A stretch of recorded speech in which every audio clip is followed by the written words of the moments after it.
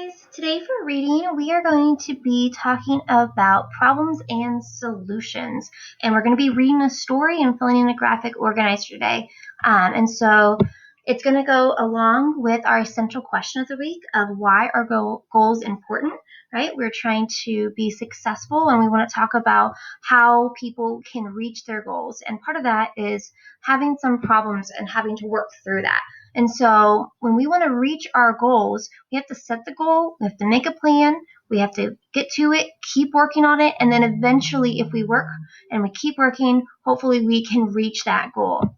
Now, we can have lots of different types of goals in our lives, right? We can have goals about our attitude or about something artistic or something with public service, something that we just like to do, or something about a physical activity we want to try. Maybe something to do financially, like with money, something with our family or education. You want to get an A on your test or get a special grade.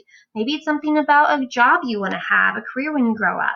Right? We can have lots of different goals. And we're going to look at a couple of people today who had goals and had to work through some problems to help reach that goal. And so one of those people is actually Mr. Fleming. And so this is a little story about Mr. Fleming's dream. I'm going to be filling in this graphic organizer just like you're going to have to do.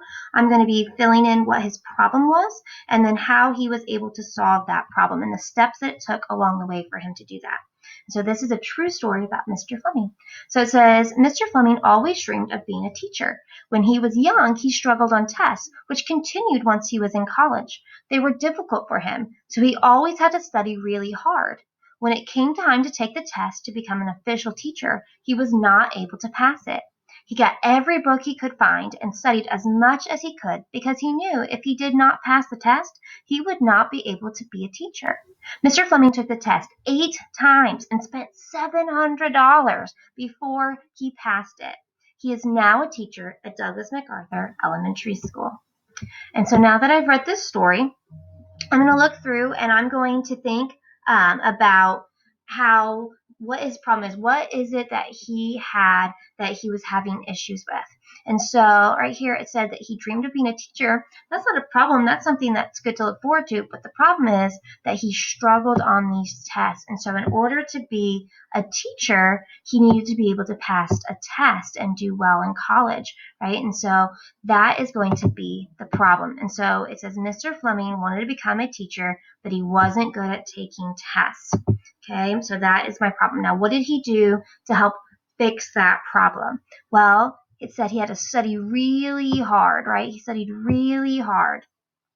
Right? He got every book he could find to try to pass it. That's one of the things he did. So he tried to study. He tried to do his best on his own. But that still didn't help him because he still wasn't able to pass the test. So he kept studying, but he kept taking the test and not passing it.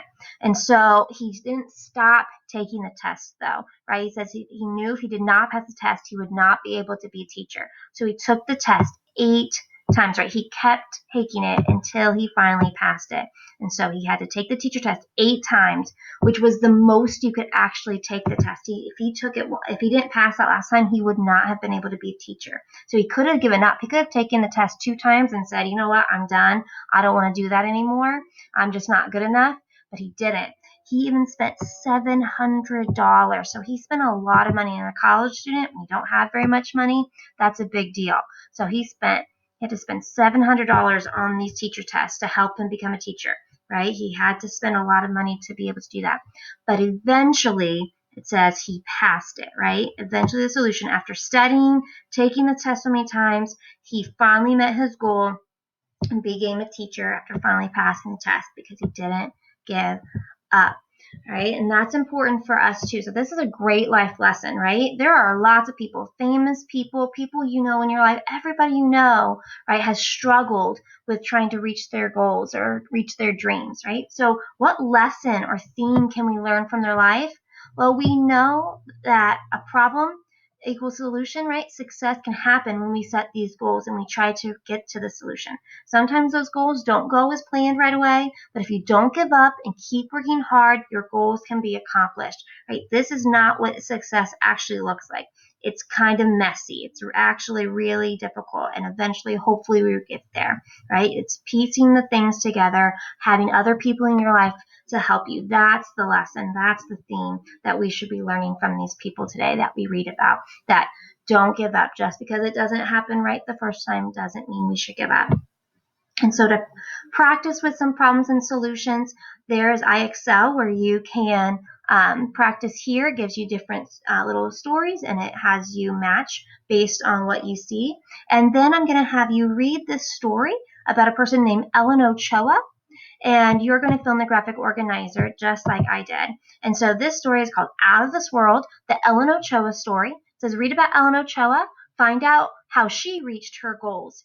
And as you're reading, don't forget to pause while you read to make sure that you're understanding what you're reading. Remember, I think some of us just read really quickly, and then when we've had our Google Meets, I've asked you, hey guys, what did you read about today? And a lot of you just say, I don't remember. And so it makes me think that we're not really doing our STAR strategy. Stop, think, and react. As you read a paragraph and stop and think, what did I just read about? Okay, read another paragraph or two, and then stop and think, what did I just read about? So as you read about Ellen Ochoa, you can start filling in this graphic organizer. Think about what was her problem, her major problem in her life, and what are some steps that she took to try to finally solve that problem at the end. And then go ahead and get on the Flipgrid and explain how you were able to determine the solution and the steps that helped solve that problem. Okay, so I look forward to meeting with you guys today. Bye.